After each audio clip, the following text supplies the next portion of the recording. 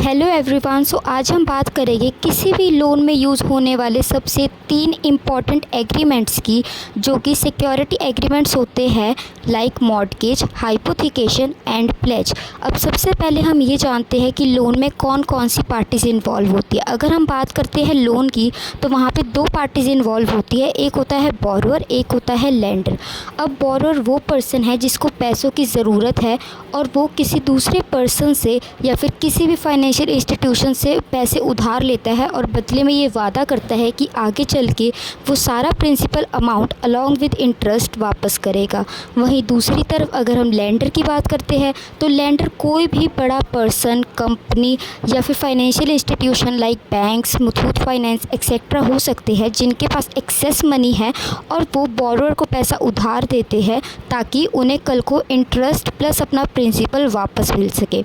अब हम बात करते हैं मॉर्टगेज, हाइपोथिकेशन एंड प्लेज की।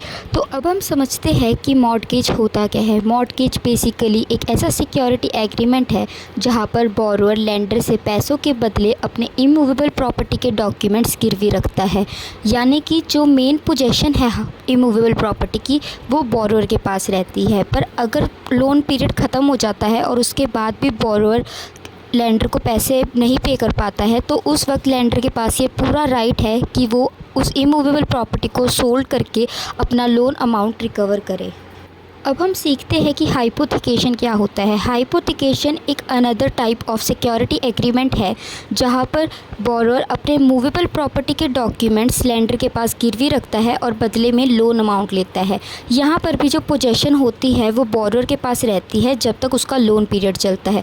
पर अगर लोन पीरियड फेल होने पर वो फिर से लेंडर को अमाउंट पे नहीं करता है, तो लेंडर के पास पूरा राइट है कि सबसे पहले वो इमूवेबल प्रॉपर्टी की पोजेशन लेगा और उसके बाद उन्हें बेच के अपना लोन अमाउंट रिकवर करेगा।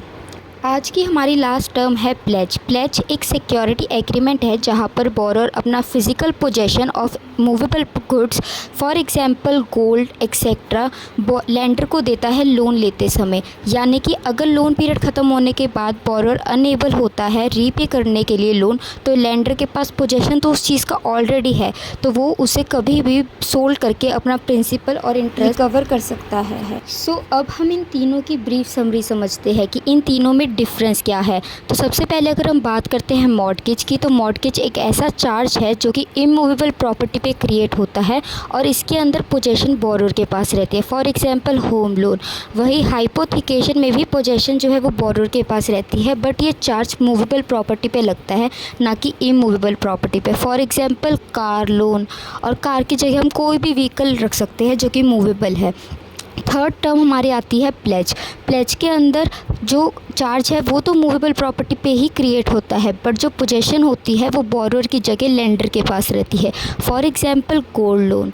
अगर आपको वीडियो अच्छी लगी हो और समझ में आया हो तो please like, share and subscribe.